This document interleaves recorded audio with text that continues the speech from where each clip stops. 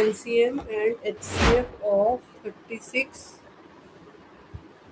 56 and 150। मान लो 3 number हो और इनका HCF LCM निकालना हो तो बाय प्राइम फैक्टराइजेशन तो कैसे करेंगे?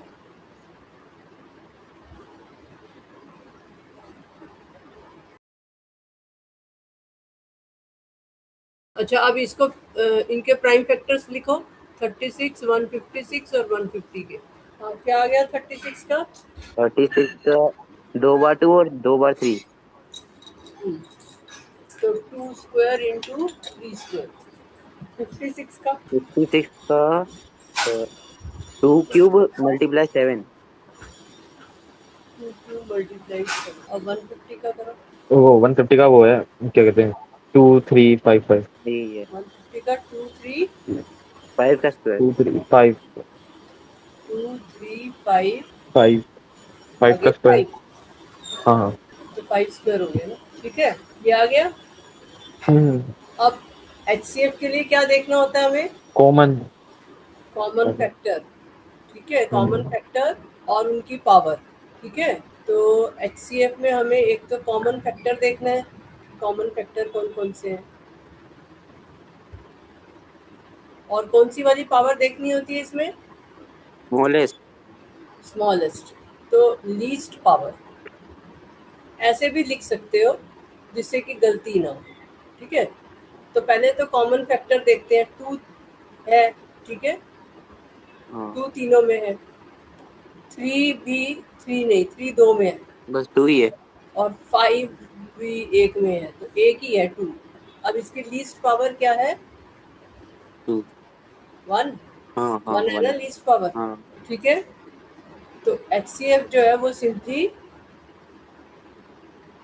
क्या आ जाएगा? 2 की पावर 1, तो 2 आ गया। ठीक है, समझ में आ गया? तो ऐसे भी जैसा लिख सकते हो और डायरेक्ट भी कर सकते हो। अब ऐसे ही LCM का, हमें हाईएस्ट पावर। LCM में तो हमें सारे फैक्टर्स लेने हैं, कॉमन फैक्टर भी सारे फैक्टर्स लेने हैं, है ना, और हाईएस्ट पावर लेनी है।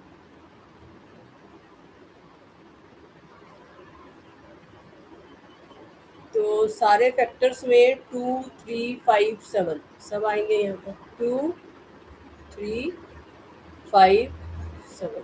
अब 2 का हाईएस्ट पावर क्या है? 2 की हाईएस्ट पावर क्या है? 2 क्यूब 3 है। और 3 की हाईएस्ट पावर 1 नहीं, क्यूब ही है। 3 की स्क्वायर है। हाँ स्क्वायर है।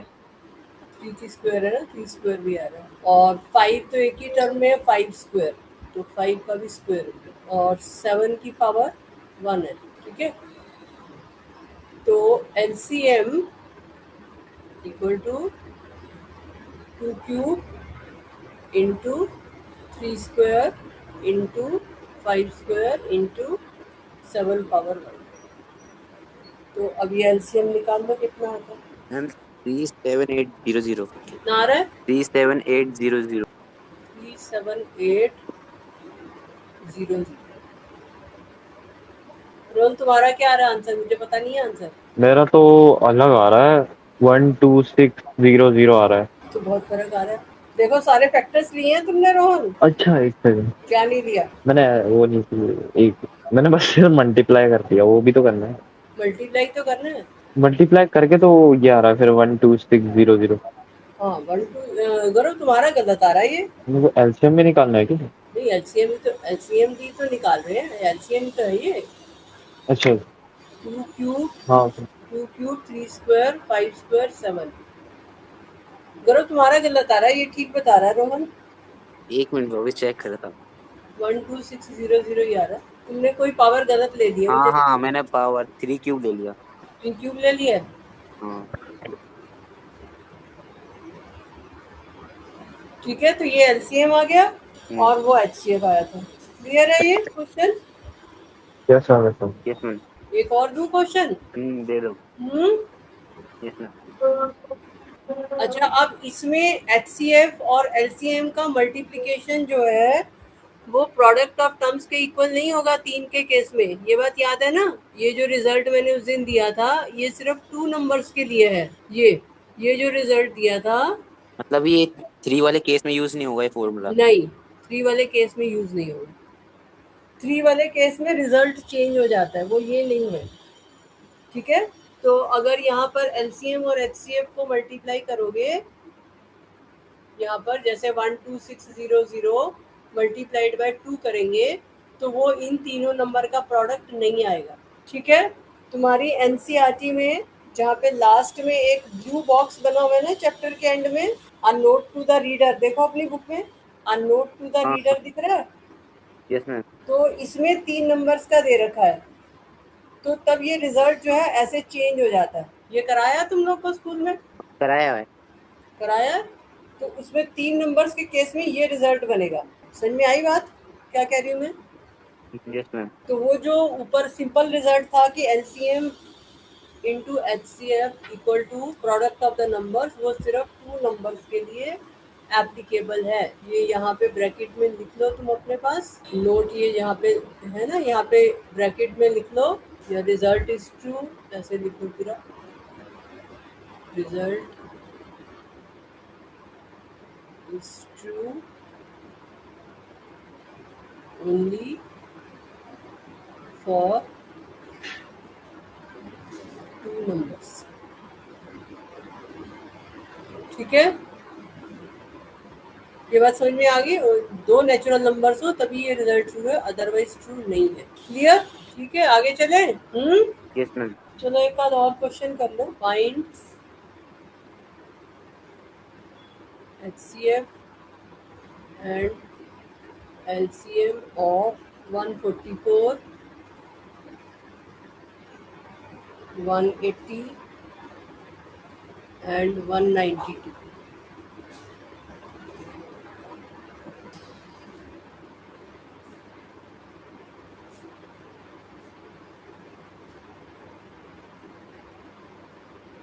एलसीएम तुम्हारा हमेशा जो गिवन नंबर्स हैं उसके इक्वल या बड़ा आएगा, और एचसीएफ जो है हमेशा उनके इक्वल या छोटा आएगा, ठीक है।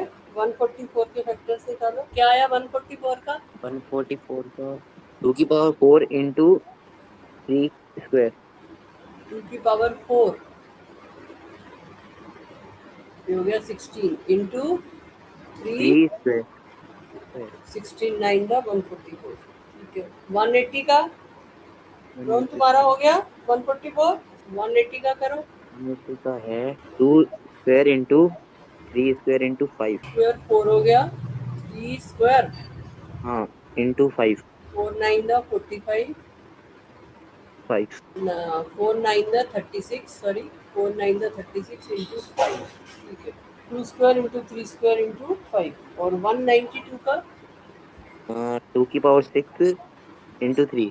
बस यही तो आ रहे हैं, हाँ यही आ रहा 64 इंटू 3। रोहन तुम्हारा आए यही फैक्टर सेम नहीं? हमने वो गलत कर दिया थोड़ा। अभी कौन सा ठीक हुआ तुम्हारा तीनों में से? मतलब ऊपर वाला तो सही है, नीचे वाले में बस वो फैक्ट गलत निकाल दिया। फैक्टर गलत निकाले हैं? नहीं, हाँ वो मतलब जो 192 था ना वो मैंने हाँ। 190 लिखा हुआ है अच्छा अच्छा, और मैं चलो इसको ठीक करो, 192 करो। चलो लिख लो, फिर बाद में कर लेना। 2 टू द पावर 6 इंटू 3, हाँ हाँ लिख लेंगे। ठीक है। हाँ तो अब बताओ एचसीएफ में क्या करते हैं हम, क्या लेते हैं? एचसीएफ में कॉमन फैक्टर, ये याद रखना है, कॉमन फैक्टर्स। फैक्टर और पावर कौन सी लेनी है? लीस्ट लीस्ट सबसे पावर, मिनिमम पावर, ठीक है, लीस्ट पावर। अब कॉमन फैक्टर 2 है, और कौन सा है कॉमन फैक्टर? 2 है और 3 3 है। अब लीस्ट पावर 2 की कौन सी है? 6 लीस्ट नहीं, पावर है 6, लीस्ट है। लीस्ट पावर 4 है। 4 क्यों है? इसमें 4 है, इसमें 2 है, इसमें 6 है, तो लीस्ट पावर कौन सी हुई? 2 और 2 और 3 की लीस्ट पावर कौन सी है? 1 1। दिक्कत है तो मिनिमम लिख लो, मिनिमम पावर है ना, मिनिमम मैक्सिमम भी लिख सकते हैं, जो वर्ड समझ में है वो लिखो ताकि तो याद रहे कि क्या लेना है। तो लीस्ट पावर सबसे कम वाली, तो HCF जो है that is equal to 2 square into 3 की पावर 1। कितना आ गया? 12। 12। चलो अब एलसीएम निकालो। एलसीएम में हाईएस्ट पावर एलसीएम 2 की में क्या लेना होता है हमें? हाईएस्ट पावर और ऑल फैक्टर्स, ठीक है ना? फैक्टर। तो इसमें खाली फैक्टर्स लिखोगे, कॉमन फैक्टर्स ही लिखना, इसमें खाली फैक्टर, सारे फैक्टर्स और हाईएस्ट पावर।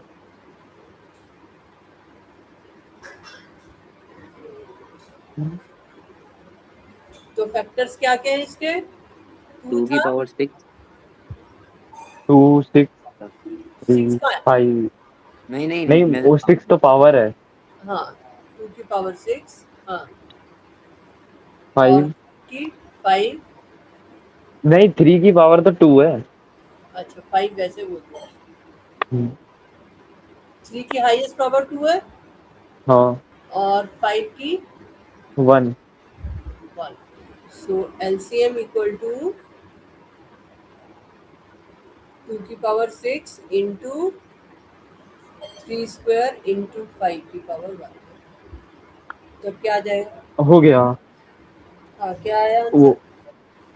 2880। 2880। ठीक है।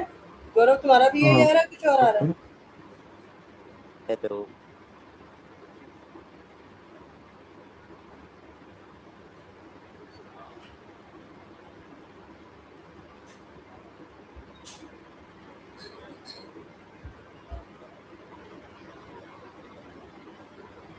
हाँ, क्या आंसर आया गौरव? यही आ रहा है। अच्छा, ये मैंने नेक्स्ट क्वेश्चन लिखा है, तुम्हारी बुक का ही है।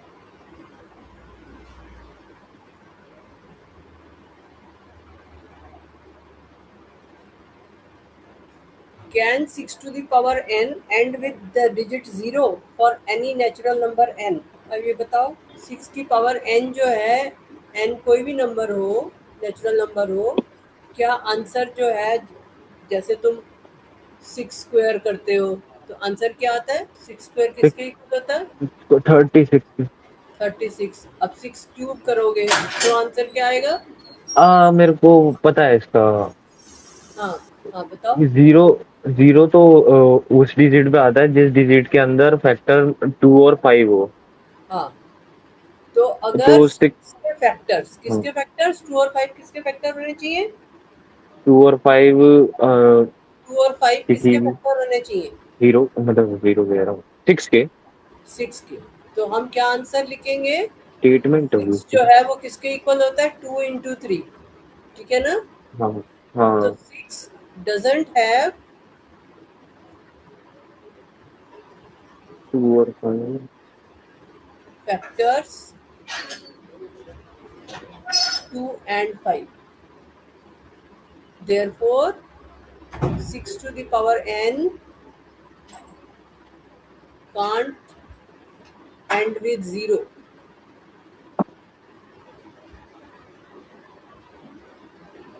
ठीक है, cannot and with 0 for any natural number है।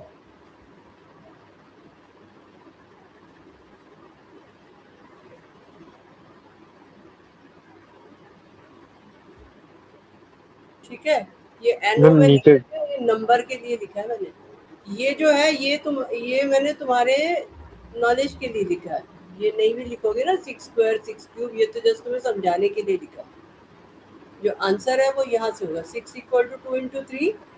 6 doesn't have factors 2 and 5, therefore 6 to the power n cannot end with 0 for any natural number n।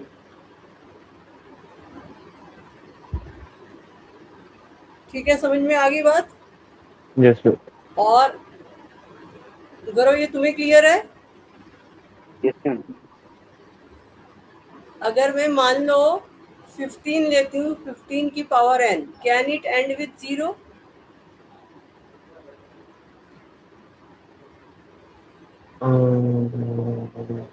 नहीं बताओ। ना हम n की कोई भी पावर लें, can it end with zero? n no कुछ भी मैम ले नंबर, 15 की कोई भी पावर लें, 1 2 3 कोई भी पावर लिखें, can it end with zero? No ma'am yes no? No no no, क्या रीजन दोगे? मतलब उसके हम्म। उसमें टू क्या बोलते हैं, एक सेकंड। हाँ 2 हाँ, 15 इक्वल टू क्या होता है? 3 इंटू 5। ठीक है, हाँ तो अब इसमें क्या मिसिंग है? 2 और 5 और 2 2 5 2 तो है, 2 मिसिंग है। 2 2 मिसिंग 2 है ना? 2 3 हाँ तो 2 is not a factor of 5. 2 is not a factor of 15, sorry. तो हमें क्या चाहिए? Both 2 and 5 should be factor. तो 2 is not a factor of 15, only 5 is a factor. ठीक है, only 5 is its factor.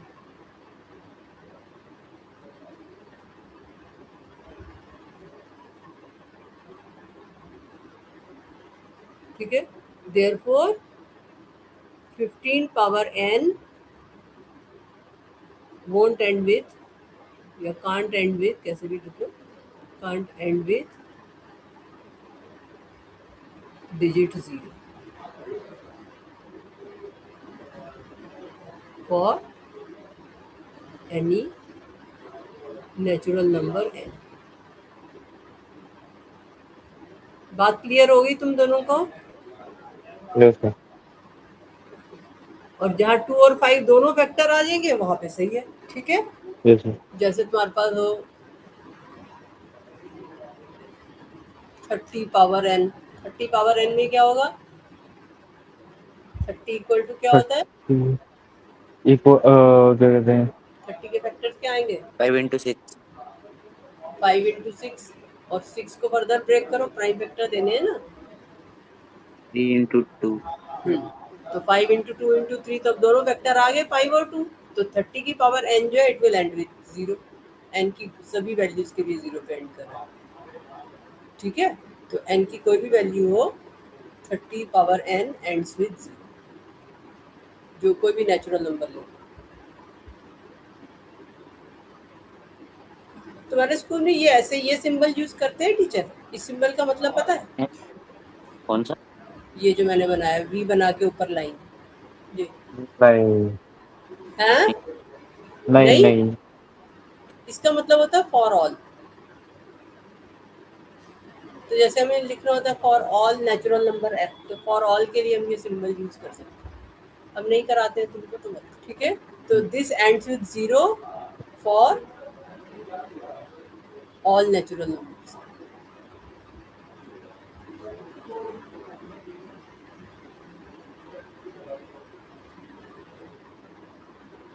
बात समझ में आ गई? क्लियर? Yes sir. अच्छा, अब क्वेश्चन नंबर 6 देखो। Explain why this and this are composite number. चलो मैं एक का बता देती हूँ। 7 इंटू 11 इंटू 13 प्लस 13। हमें ये एक्सप्लेन करना है कि why this is a composite number. तो ये कंपोजिट नंबर क्यों है, प्राइम क्यों नहीं है? करा तो है रीजन होना चाहिए ना, ये थोड़ी कि याद करोगे मैथ्स को। 7 इंटू 11 इंटू 13 प्लस 13, तो जैसे ऐसे दे रखा है, तो इसमें अगर 13 कॉमन लो, कॉमन हाँ यहाँ से और यहाँ से, बीच में प्लस है ना, तो ये दो नंबर्स में से, तो यहाँ पर फर्स्ट क्या आएगा? 13 कॉमन लेंगे तो 1 हाँ, 7 into 11 plus 1 7 इंटू 11 प्लस, यहाँ से 1 क्या 1 कॉमन आएगा? 1 1 1। 13 1 था 13 होता है ना, तो ये क्या हो गया? 13 इंटू 77 प्लस 1 78, है ना। अब क्वेश्चन ये कि explain why this is a composite number.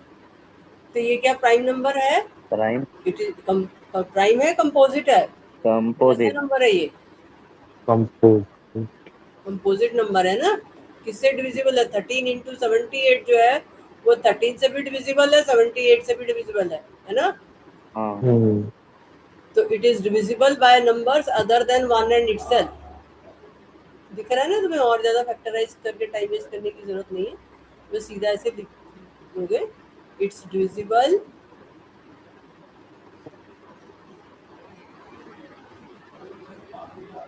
Bye 13 and 78. ठीक है, so it is a composite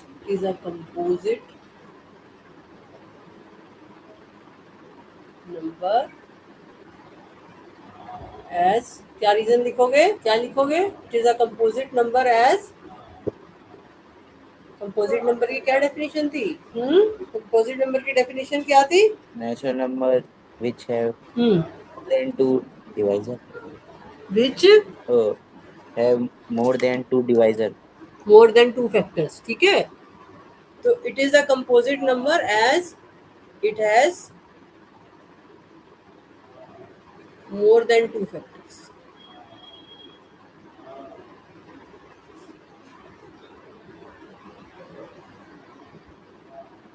ठीक है ना, 1 भी है, इटसेल्फ भी है, और यहाँ भी अगर हम 78 को ब्रेक करें तो और आ जाएंगे, इसको फर्दर ब्रेक करें तो 13 इंटू 78 को ब्रेक करो 2 से ही कर लो तो 2 इंटू 39, तो बहुत सारे फैक्टर्स हैं।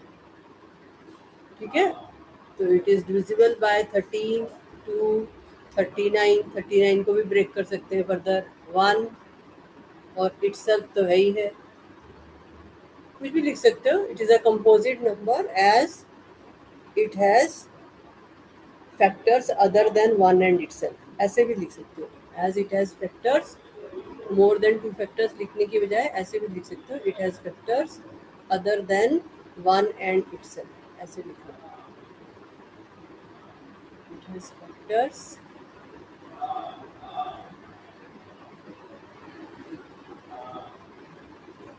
other than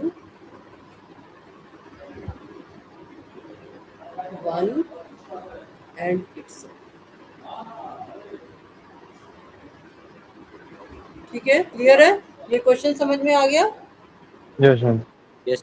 तो इसी तरह से इसका सेकंड पार्ट है, वो भी ऐसे ही कर लोगे। अब there is a circular path around a sport field. Sonia takes 18 minutes to drive one round of the field, while Ravi takes 12 minutes for the same. Suppose they both start at the same point and at the same time and go in the same direction.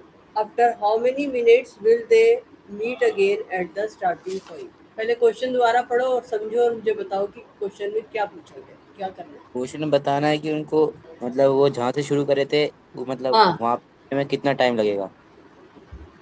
जहाँ से शुरू करे थे वहां पर वो, फिर से पढ़ो, जहाँ से शुरू करे थे वहां से आफ्टर हाउ मेनी मिनट्स हाँ, will will they they meet meet again again at the starting point. At the starting point. मान लो यहाँ से स्टार्ट किया तो दोनों चक्कर काट रहे हैं, यहाँ से ऐसे दोनों ही मूव कर रहे हैं ऐसे और ऐसे, दोनों की स्पीड अलग अलग है। अब जिसकी स्पीड ज्यादा है वो पहले यहाँ आ जाएगा, जिसकी स्पीड कम है वो बाद में आएगा, तो ऐसे चक्कर काटते जाएंगे। तो अब हमें ये बताना है कि दोनों इस पॉइंट पर दोबारा कब मिलेंगे। एक की स्पीड है 18, एक जो है 18 मिनट में कंप्लीट करता है, एक 12 minute.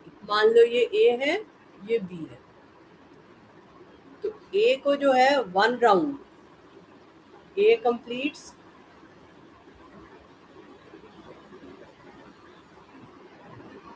1 round in 18 minutes, in और दोनों का एलसीएम नहीं निकाल सकते? कंप्लीट्स, इन दोनों का एलसीएम।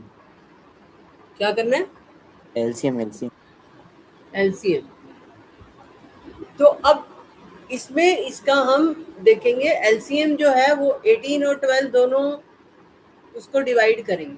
ठीक है ना, एलसीएम 18 से भी डिविजिबल होगा, 12 से भी डिविजिबल होगा।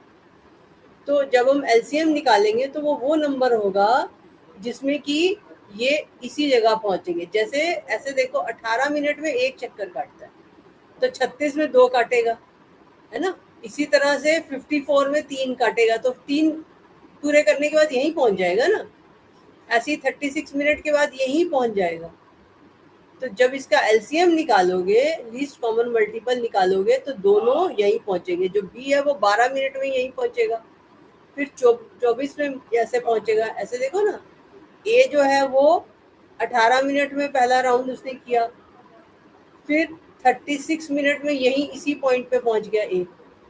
बी जो ए जो है फिर इसी पॉइंट पर 54 मिनट्स में पहुंचा, ऐसे चलता जा रहा है। और बी जो है वो कैसे चल रहा है, पहले उसने 12 मिनट में किया, बी फास्ट है, वो 12 मिनट में कर लेता है।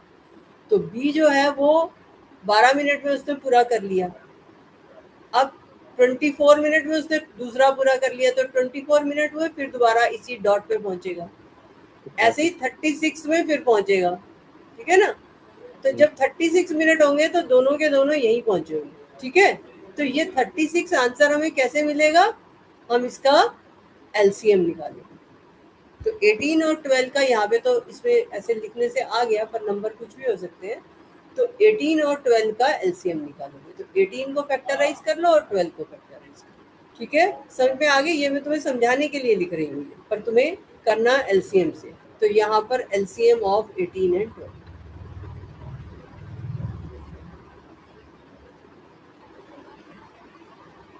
हाँ 18 किसके इक्वल आएगा, फैक्टराइज करो। 18 का है 2 इंटू 3 की पावर 2 2 इंटू 3 की पावर स्क्वायर 4, स्क्वायर नहीं 18 किसके इक्वल है, 2 इंटू 3 की पावर स्क्वायर 3 स्क्वायर, नहीं, क्या आ रहा है 18, 2 9 जो 18 होता है ना।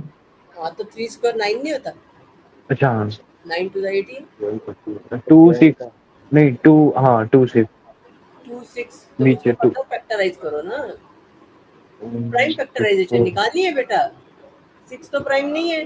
2 स्क्वायर इंटू 3 2 स्क्वायर इंटू 3 3, तो एलसीएम किसके इक्वल हुआ, 2 और 3 दोनों फैक्टर हैं, हाईएस्ट पावर ले लो, 2 की पावर स्क्वायर इंटू 3 की पावर स्क्वायर और 3 की पावर स्क्वायर 2, तो कितना आया 4 इंटू 9, तो ये आ गया ना 36। तो 36 मिनट में दोनों जो है इसी जगह मिलेंगे जहाँ से स्टार्ट किया था।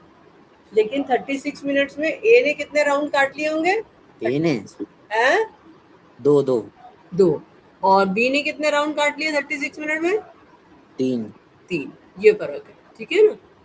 36 को अगर हम 18 से डिवाइड करते हैं तो 2 आता है, और 36 को 12 से डिवाइड करते हैं तो 3 आता है। तो उसके 2 राउंड हो गए, उसके 3 राउंड, ठीक है। ये क्वेश्चन क्लियर हो गया। जैसा चलो एक आध क्वेश्चन और इस पे करा देती हूँ। अच्छा ये क्वेश्चन शायद तुम लोग के पहले भी था बुक में, मुझे याद आ रहा है इस टाइप का क्वेश्चन। फाइंड द, ये तुम्हारी बुक से नहीं है, वैसे ही दे रही हूँ। Find the largest positive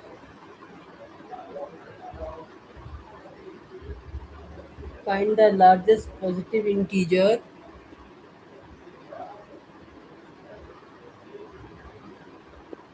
that will divide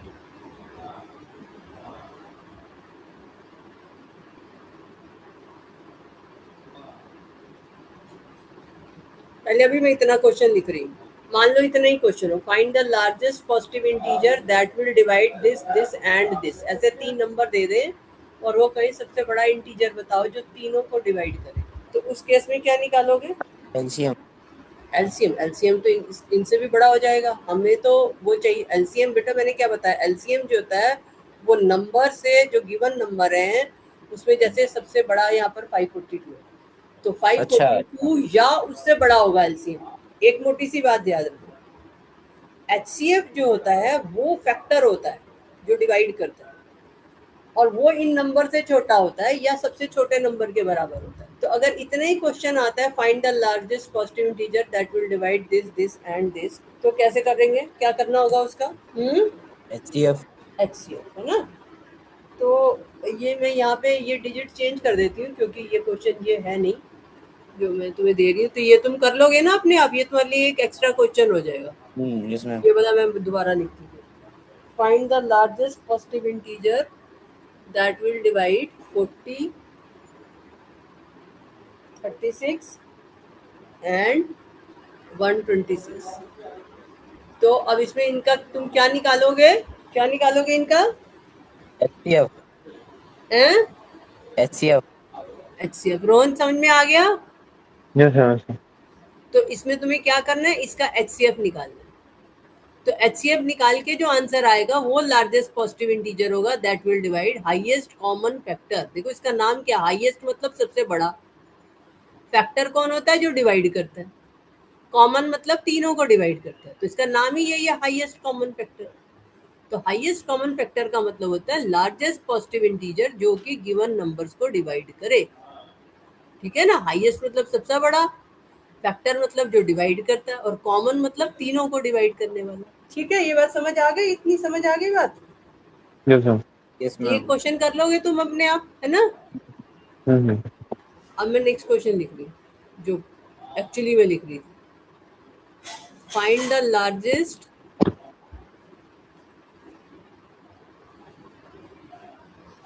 positive integer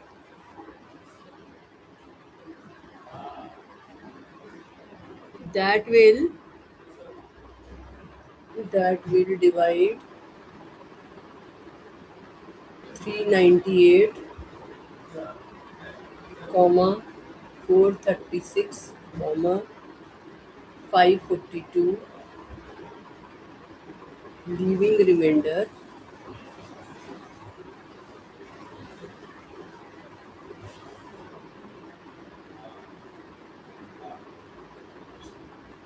7, 11 and 15 respectively.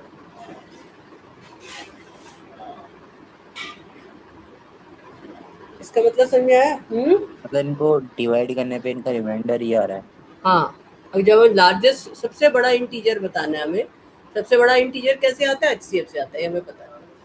That will divide this, वो इसको तो डिवाइड करे जो HCF है इनका, इतना रिमाइंडर आएगा। तो कैसे निकाले? अगर रिमाइंडर आ गया तो ये डिविजिबल तो नहीं है, इसका मतलब HCF से, हाँ है ना। हाँ जैसे पहला वाला नंबर है वो 7 रिमाइंडर दे रहा है, तो वो डिविजिबल नहीं है ना, इसका मतलब। जाओ, इसमें सिर्फ एक लाइन मेरे को ये समझानी है कि ये यहाँ पे जो है ये रिमाइंडर बच रहे हैं, तो इसका मतलब जो हाईएस्ट कॉमन नंबर है वो इनको पूरा पूरा डिवाइड नहीं कर रहा, ठीक है। तब तुम सोच के रखना, फिर मैं तुम्हारे साथ डिस्कस करूंगी ये वाला क्वेश्चन, अभी जल्दीबाजी में नहीं कर, ठीक है।